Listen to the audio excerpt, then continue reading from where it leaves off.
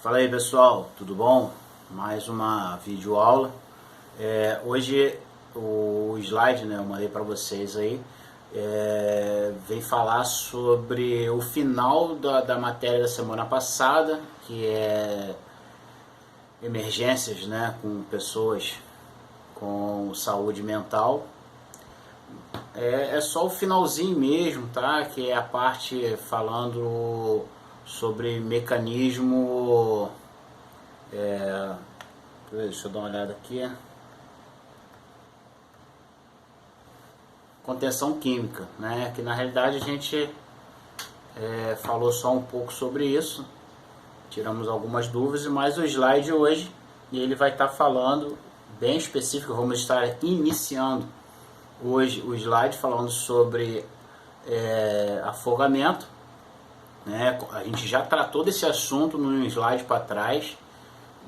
Se der, você assiste aí a videoaula de novo, pega lá, dá uma olhada, porque vai juntar, né, uma coisa na outra. Então vale a pena você estar pegando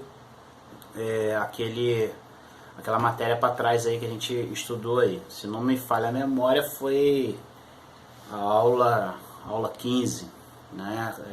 A continuação, aula 15. Mas vamos lá, hoje nós vamos estar falando aí sobre, iniciando, tá? Porque agora a gente vai falar sobre o afogado no slide de hoje e também no slide semana que vem. A gente só termina essa matéria na semana que vem, tá? No próximo vídeo aula.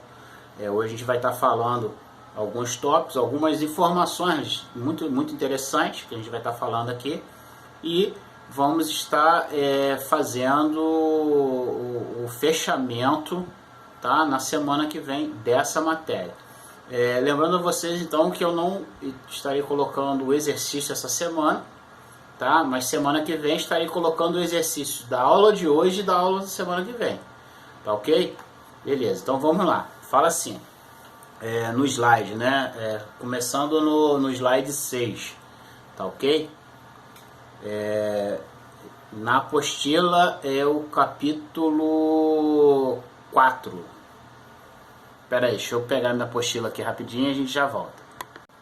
Aí voltei, né, rapidinho, deu um pause no vídeo, voltei aqui, a apostila na mão, ok? Capítulo 4, tá ok? Vou estar lendo o slide, né, mas para vocês saberem aí, aqui está na página 51 da apostila, e vou falar em cima do slide que vocês também têm aí, que eu disponibilizei para vocês, tanto em PowerPoint como em PDF, tá? Então vamos lá. Fala assim, afogamento. Introdução. O afogamento é uma fatalidade muito comum e geralmente ocorre em momentos de lazer da vítima. No afogamento, a água entra pelo nariz, invade os pulmões e detona células do sangue. A pessoa aspira muita água e que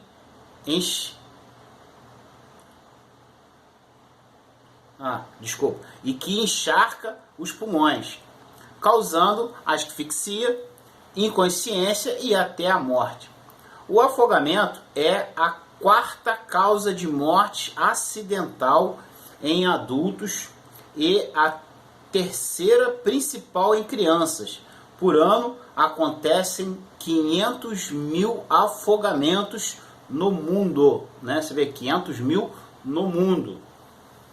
Entre os adultos, metade dos acidentes está relacionado ao consumo de bebidas alcoólicas, enquanto na infância o afogamento ocorre por falta de vigilância dos pais, né? Então a gente vê aqui que nós temos aqui duas informações muito importantes. Uma, que a primeira é que o que está relacionado ao adulto se afogar é a ingestão de álcool, né? Bebida alcoólica. Aí a gente pode falar do álcool, de droga, de qualquer coisa que vai fazer com que a pessoa perca a sua consciência, o seu reflexo, né? O seu reflexo normal, tá? Então a gente está falando sobre isso aí. E no caso da criança, nós vemos aqui que a maior causa, né, das crianças se afogarem é a falta de vigilância dos pais. Aí você pega essas duas informações e junta. O que acontece?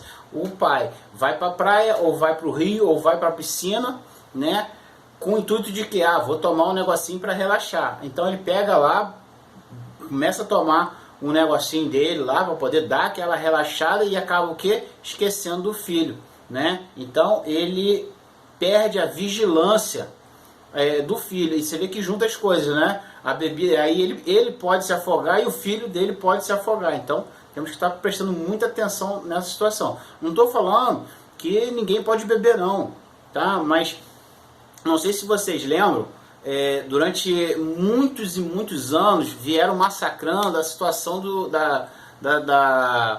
não é lei, né? Da informação, né? Da prevenção, de se beber, não dirija. Se beber, não dirija. Isso foi durante muitos e muitos e muitos e muitos anos passando e as pessoas não mudaram em nada. Hoje em dia não. Hoje em dia se tem uma mentalidade diferente, ao ponto que foi lançado uma campanha, não sei se vocês vão lembrar, que era o motorista da rodada. O que acontece? O grupo que ia sair todo mundo, era escolhido para não beber. Entendeu? Então naquele momento ele iria passar a noite toda lá junto com a galera, iria curtir do jeito dele, mas ele não iria beber, porque ele era o motorista da rodada.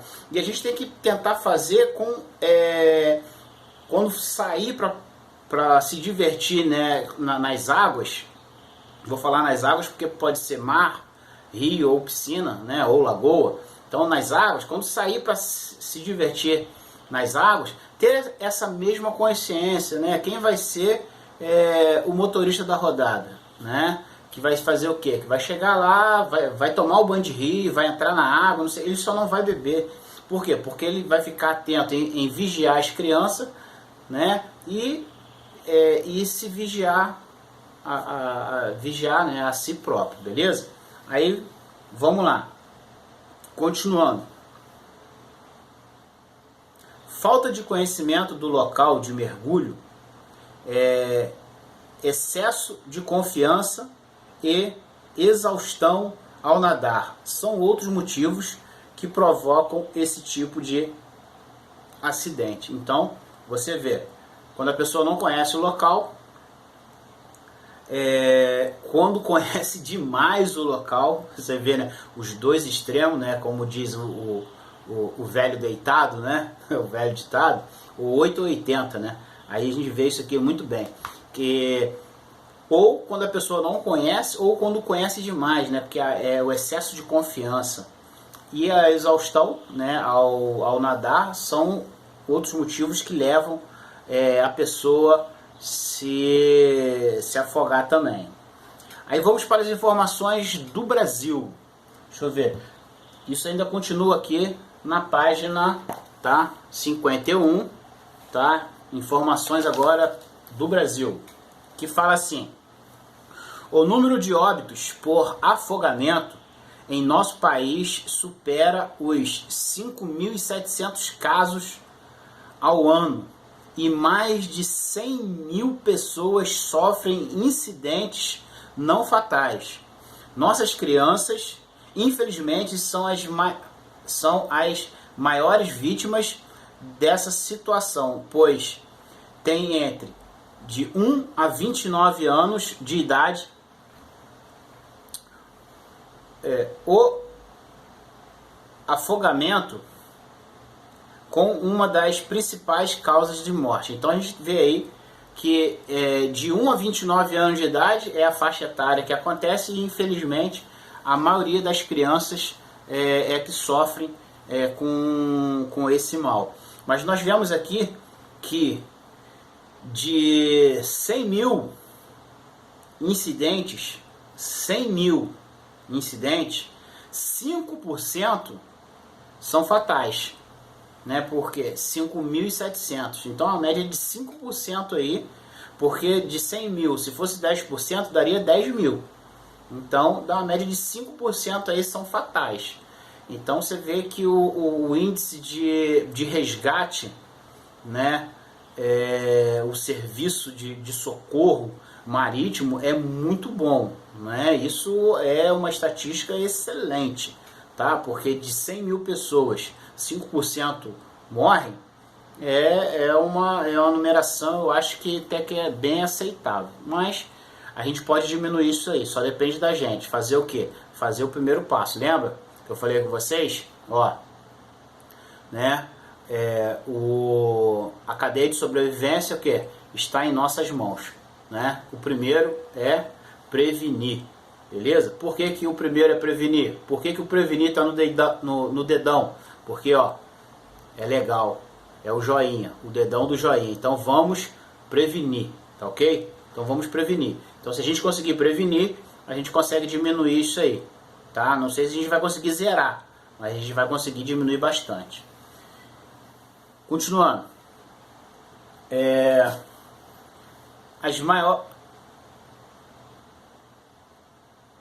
A maioria dos afogados são pessoas jovens, saudáveis, com expectativas de vida de muitos anos, o que torna imperativo um atendimento imediato, adequado e eficaz, que deve ser prestado pelo socorrista imediatamente após ou mesmo quando possível durante o incidente, ainda dentro d'água.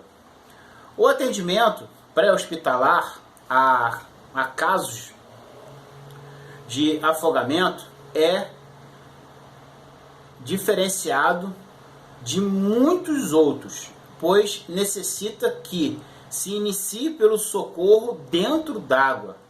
Este atendimento exige do socorrista conhecimentos do meio aquático para que não se torne mais uma vítima. Então, nós vemos aqui uma situação muito interessante que fala aqui, né, que é a situação das vítimas. As vítimas hoje a gente vê que a grande maioria, né, aí são jovens saudáveis, né, são pessoas que estão estão curtindo a vida, então não tem como você fazer uma prévia, né, de quando vai acontecer essas coisas, mas quando acontece, o socorrista ele tem que atuar imediatamente. E essa atuação que é muito interessante, por quê? Porque ela inicia-se já dentro d'água, né? Você já vai para lá e entra. Então é um pouquinho diferente da nossa função.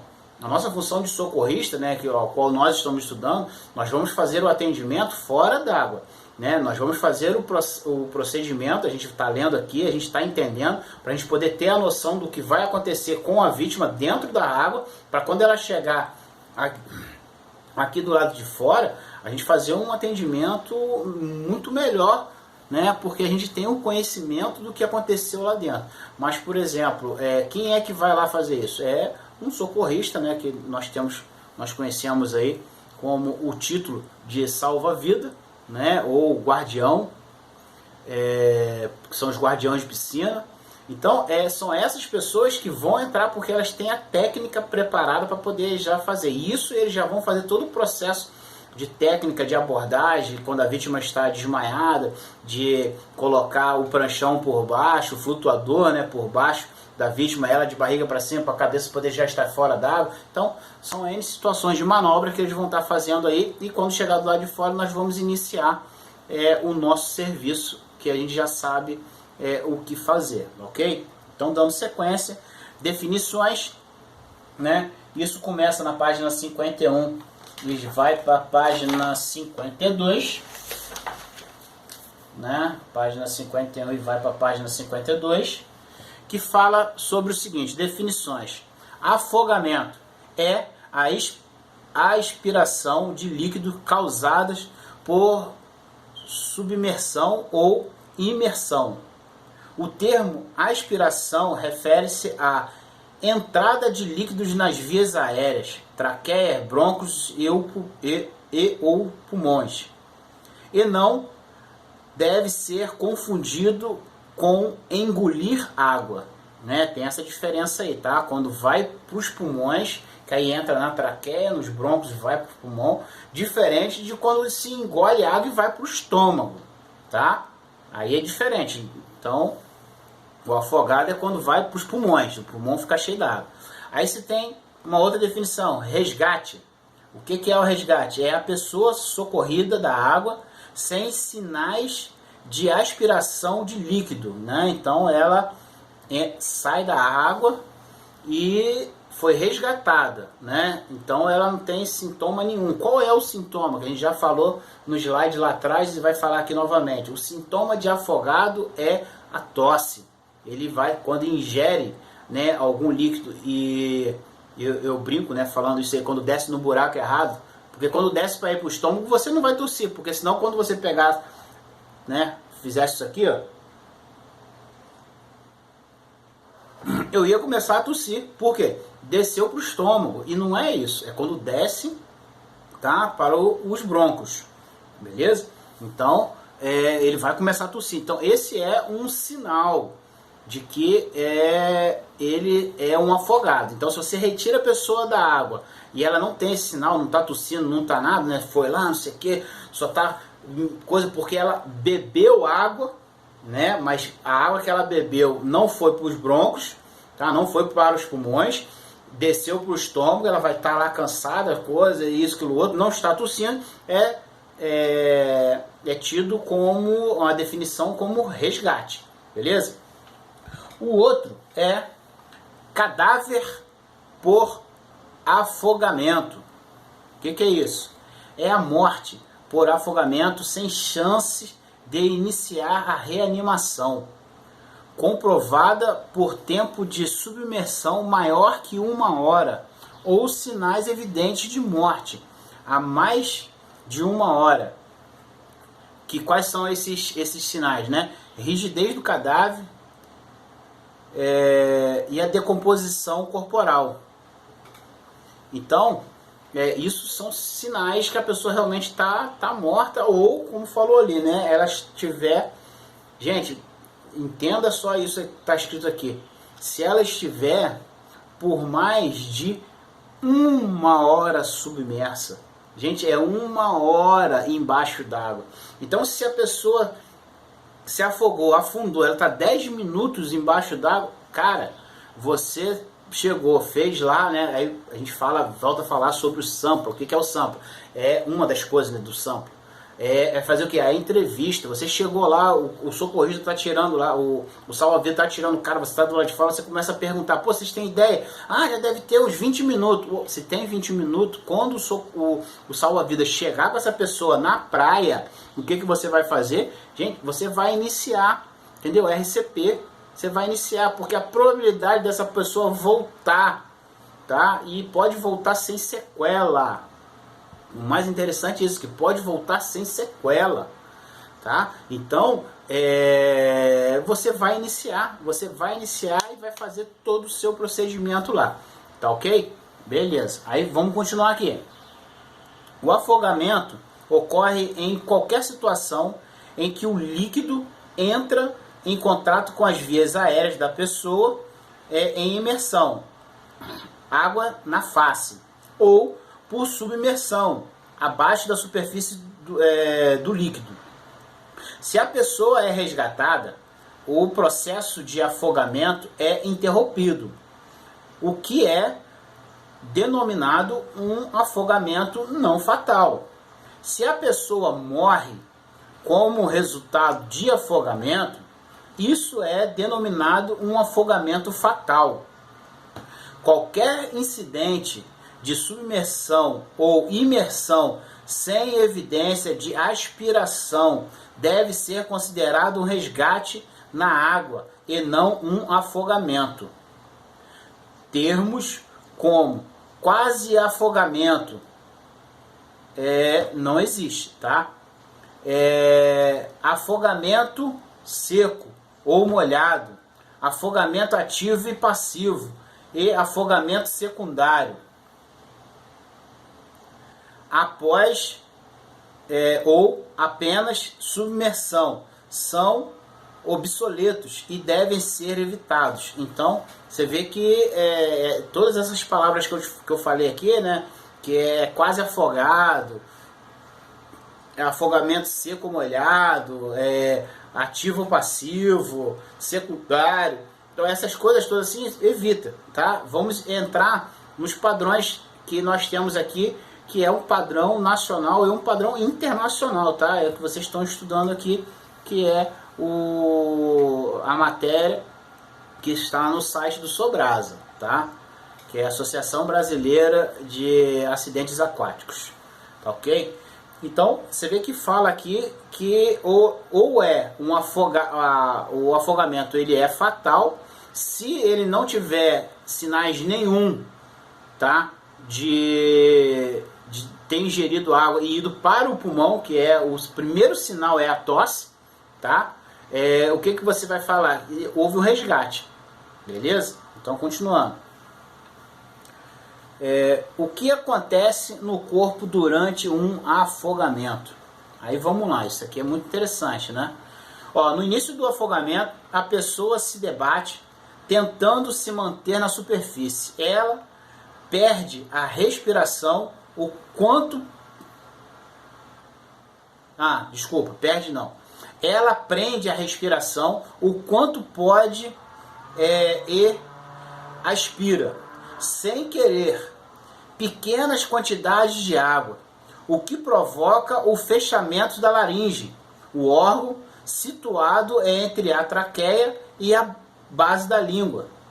Esse é o mecanismo de defesa do nosso corpo para que a água não inunda os pulmões. Então esse é o primeiro, né? É o primeiro indício, né? O que acontece com o nosso corpo, a primeira reação do nosso corpo, tá ok?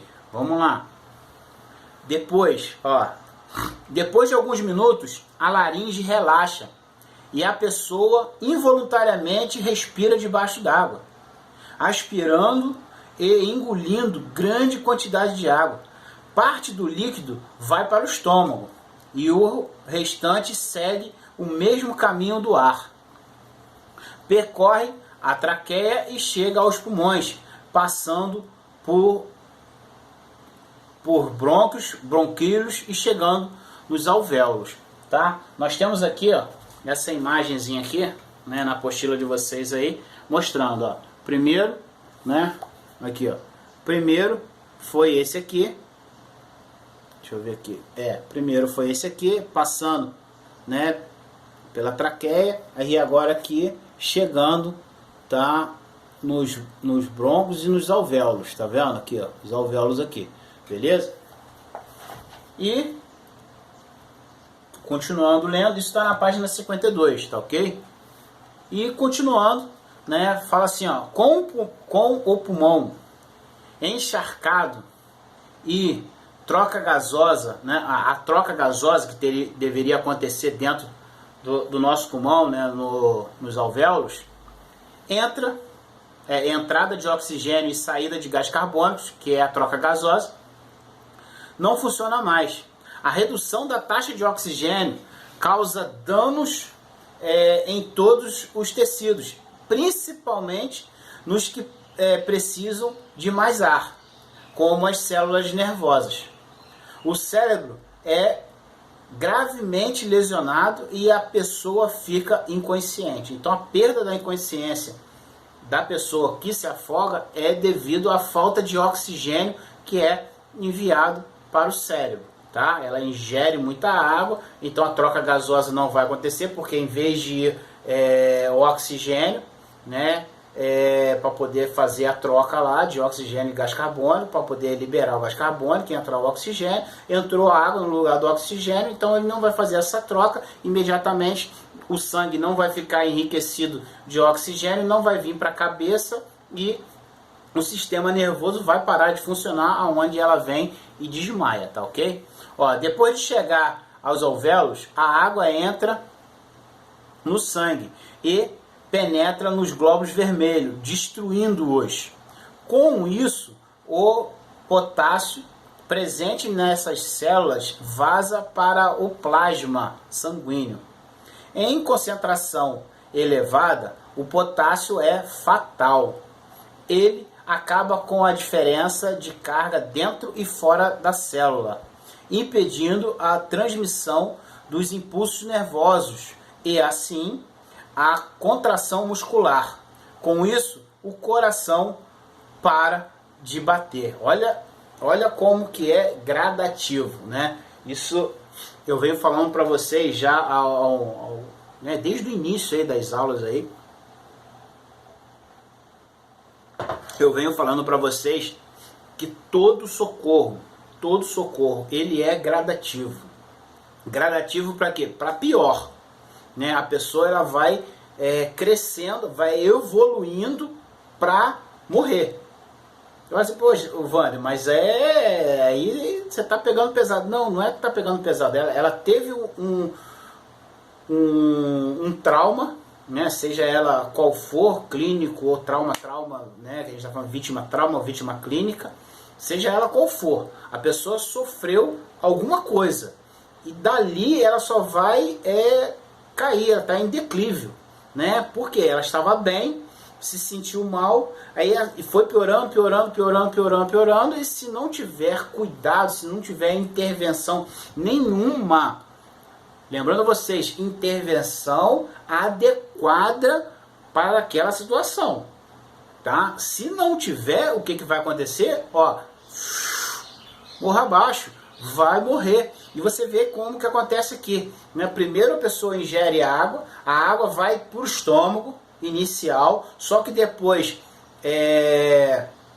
a traqueia ela para de funcionar, ela relaxa, aí começa a entrar água para os pulmões, vai para os pulmões, né? Dentro dos pulmões não acontece a troca gasosa, aí de início a pessoa desmaia, depois a água vai para o sangue, que entra, né? Ó, a água entra no sangue e penetra nos glóbulos vermelhos. Após a penetração no glóbulo vermelho, ela faz com que o potássio saia, né? E vai para o plasma, e ele vem e traz um problema muito sério, né? Então, após todo esse sistema, que é o potássio no plasma, ele faz o que? Ele começa a... Quer ver? Deixa eu ler aqui, ó. Ele acaba com a diferença da carga dentro e fora da célula, impedindo a transmissão de impulsos nervosos e, assim, a contração muscular. Então, o que acontece? O músculo, né, todos os músculos, por isso que você relaxa, a pessoa que está sendo afogada, relaxa, fica lá, né, porque todos os músculos, lembrando, né, como nós lemos aqui, o coração também é um músculo, então ele vai fazer o quê? Ele vai parar, beleza? Então vamos nós. Com a parada cardíaca, o coração parou, ela teve uma PCR, parada cardiorrespiratória, a pessoa morre. E a grande quantidade de líquidos que entra no seu corpo faz com que o cadáver incha e fique pesado, afundando, vivo, tá? Ele está vivo. Ele teve a parada, o corpo está cheio d'água, ele vai afundar, beleza? O corpo boia porque há ar entrando nos pulmões. A partir daí, as bactérias presentes no organismo começam a proliferar, liberando gases. Daí o cadáver infla e volta a boiar, né? Então, às vezes, teve uma vez que me perguntaram isso, eu não lembro qual foi a turma, mas me perguntaram sobre isso aí, né? Eu falei, a pessoa morre, ela afunda, depois de algum tempo, quando começa a liberar os gases, ela vai, acho que a gente comentou sobre isso, sobre procura, né? Procura de corpos, e normalmente a gente acha depois de um tempo, devido a isso aí. Ó, o processo de afogamento, né? A linha do tempo. Como que é esse coisa, né? Vou forçar o inglês aqui, né? Deixa eu tentar lembrar aqui, né? O processo de afogamento é a linha do tempo, é a timeline. Só isso mesmo, né? Que eu levo. Vamos lá. Fala assim: compreender o problema. Cenário aquático, faixa etária, sexo, atividade, fator precipitante, época e hora e etc. Então isso é compreender o problema. Planejar intervenção, considerar gatilhos, ações e intervenções. Implementar e reavaliar. Aí é o que? Preparação, prevenção, reação e ou mitigação. Onde está escrito isso? Está na página 53. Aí depois disso aí, né, vem um quadro aqui que aí vocês, esse quadro aqui, tá, ó, escrito linha do tempo, tá? Vocês depois dão uma lida nele aí, tá ok? E vamos nós. Aí já partimos já para a página 54, que fala sobre os mecanismos da lesão no afogado, tá ok? Que fala assim: quando uma pessoa está em dificuldades na água e não pode manter as vias aéreas livres de líquidos, a água que entra na boca é voluntariamente cuspida ou engolida. Se não interrompido a tempo, uma quantidade inicial de água é aspirada para as vias aéreas e a tosse ocorre como uma resposta reflexa, tá? Evitando o que? A aspiração. Em raras situações ocorre o laringoespasmo, menos de 2% que acontece isso aí, mas em tais casos é rapidamente terminado pelo aparecimento da hipóxia, né? Então vamos lá. Se a pessoa não é resgatada, a expiração de água contínua e a hipoxemia, baixa de oxigênio no sangue, leva em segundos a poucos minutos a perda da consciência e a parada respiratória, a apneia, que acontece ao mesmo tempo, né? Você vê que é tudo junto, tá? Você vê que doideira, né? Cara, é muito rápido.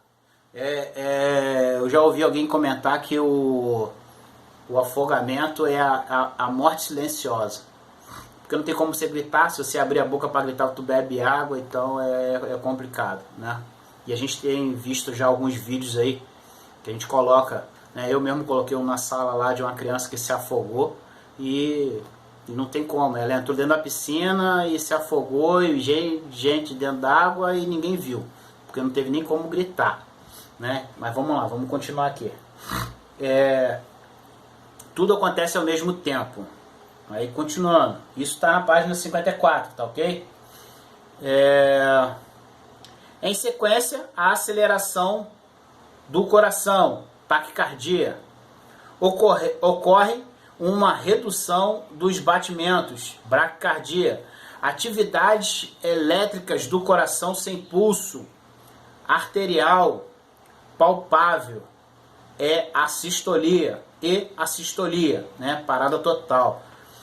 Geralmente, o processo total de afogamento, da imersão, parte do corpo dentro d'água, ou submersão, todo o corpo dentro d'água, até uma parada cardíaca, ocorre em segundos a alguns minutos. Então a gente vê que isso aí é muito, muito rápido, né?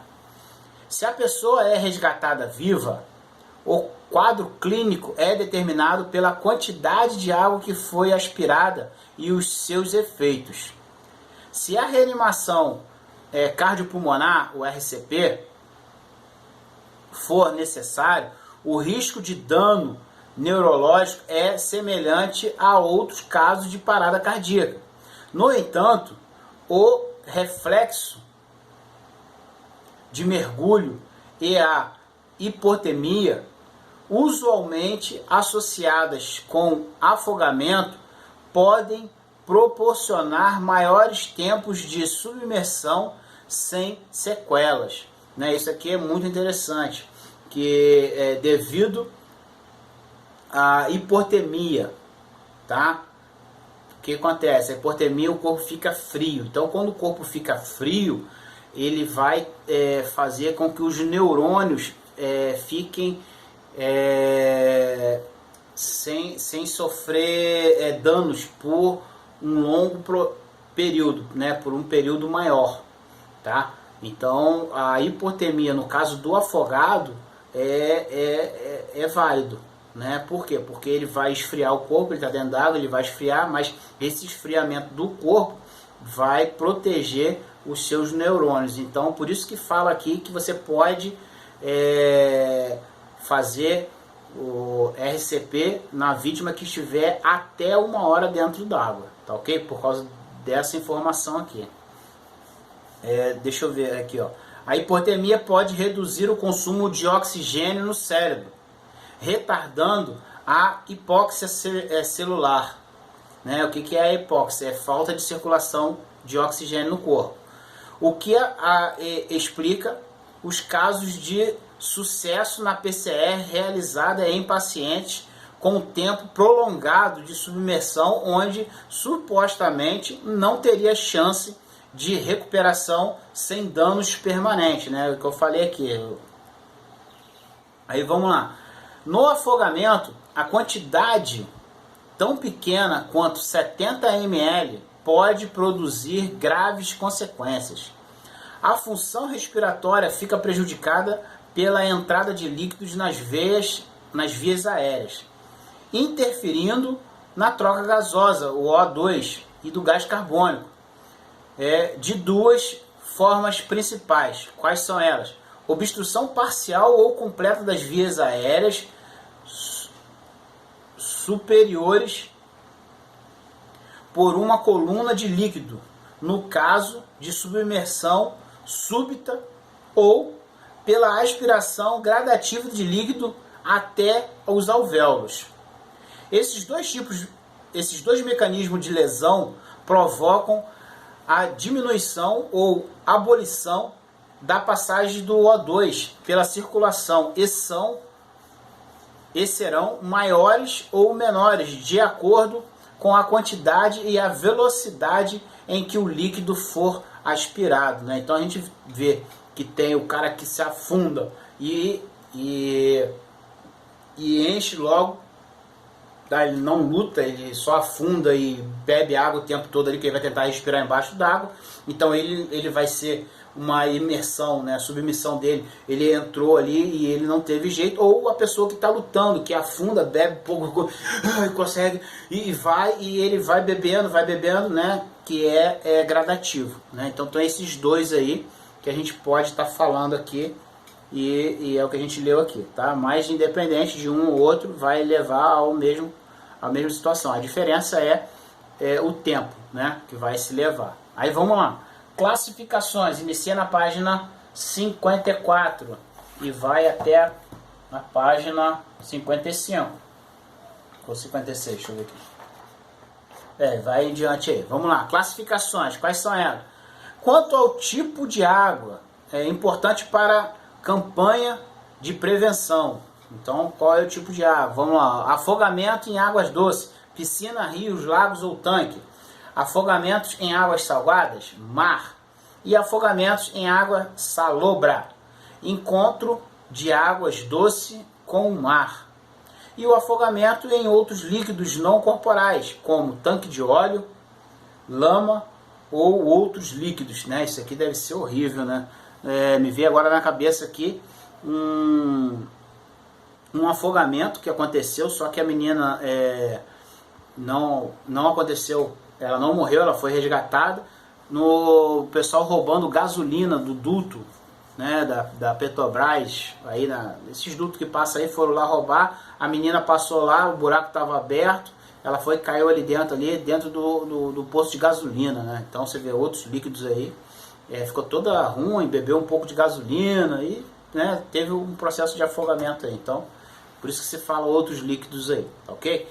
Vamos lá. Quanto à causa do afogado, identifica a doença associada ao afogado. Aí, ó, afogamento primário. Quando, desculpa aí, Quando não existe, me afoguei, né? Isso é um sinal de afogamento com a própria saliva, né? Desceu no lugar errado aqui, você vai tossir, entendeu? Esses são os sinais de afogar. Então, eu vi isso também, achei mal barato, né? Que a gente se afoga sem estar dentro d'água. Eu acabei de me afogar agora sem estar dentro d'água. Aí vamos lá. O afogamento primário. Quando não existem indícios de uma patologia associada ao afogamento, ou seja, houve uma subestimação do risco ou uma superestima da competência aquática do indivíduo que o levou a afogar. Afogamento secundário.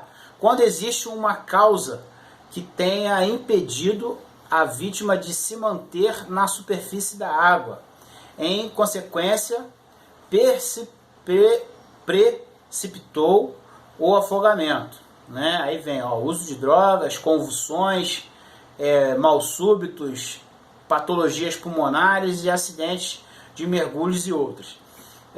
Usualmente, a cãibra não é caracterizada como afogamento secundário, já que não pode ser responsabilizada por um afogamento. Exemplo, nadadores, surfistas e mergulhadores enfrentam cãibras dentro d'água com frequência e não se afogam por essa razão. Tá? Então a cãibra não é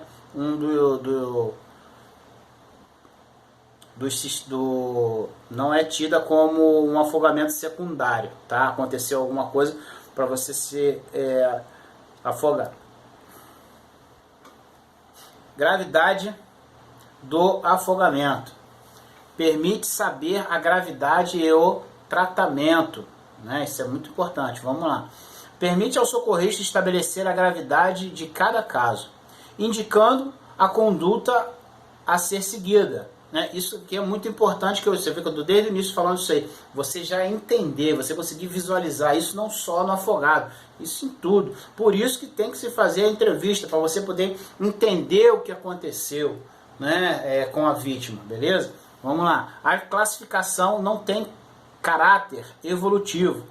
Desenvolve, devendo ser estabelecida no local do afogamento ou com relatos do primeiro atendimento, estabelecendo uma evolução da melhor ou piora do quadro que tabulado ao prognóstico a cada grau possa fornecer uma avaliação evolutiva das boas práticas ou não. Aí vamos lá. Resgate. Vítima resgatada viva da água que não apresenta tosse ou espuma na boca ou nariz, com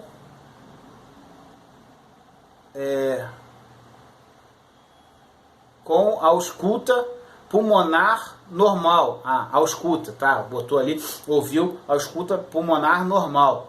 Pode ser liberada no local, sem necessidade de atendimento médico após avaliação do socorrista, quando consciente.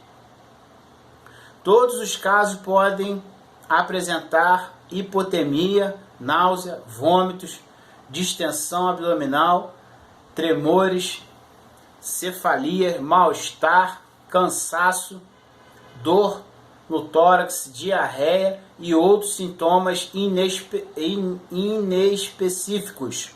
Grande parte desses sintomas é decorrente do esforço físico realizado dentro da água sob estresse emocional do medo durante a tentativa de se salvar do afogamento. Então, quando a vítima apresentar todas essas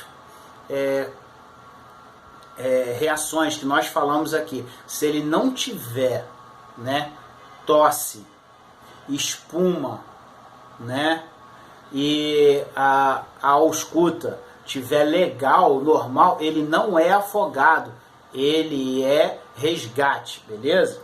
Vamos nós.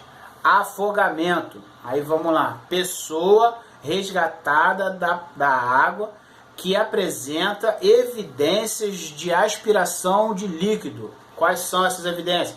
Tosse, espuma na boca ou no nariz, ou a ausculta pulmonar alterada. Deve ter sua gravidade avaliada no local do incidente e receber tratamentos adequados e acionar o necessário uma equipe médica a prover suporte avançado de vida. Então, no caso de um afogado, todos os afogados do nível 1, tá, ao nível 6, todos devem ser avaliados pelo médico, tá? Ah, mas vamos liberar. Não, liberar no local só o resgate. É aquele que não ingeriu água nenhuma. O restante, todos, ser avaliado pelo médico. Beleza?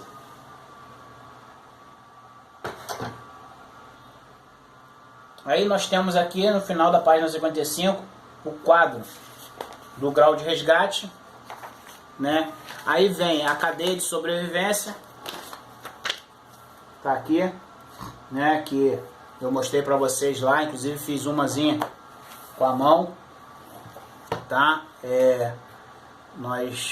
Vou adiantar porque a gente comentou já isso aí na outra aula, então vou adiantar aqui um pouquinho porque já tem bastante tempo já que estamos aqui falando. Aí vai falar sobre todos os processos, tá? Da prevenção, algumas atitudes simples que fazem a diferença na redução dos afogamentos, né? Então, deixa eu só ver aqui rapidinho, né, como que tá a montagem aqui. Daqui para frente a gente iria falar sobre a parte da cadeia de sobrevivência, mas como o vídeo já está muito longo, eu vou fazer o seguinte: eu vou estar parando aqui, tá?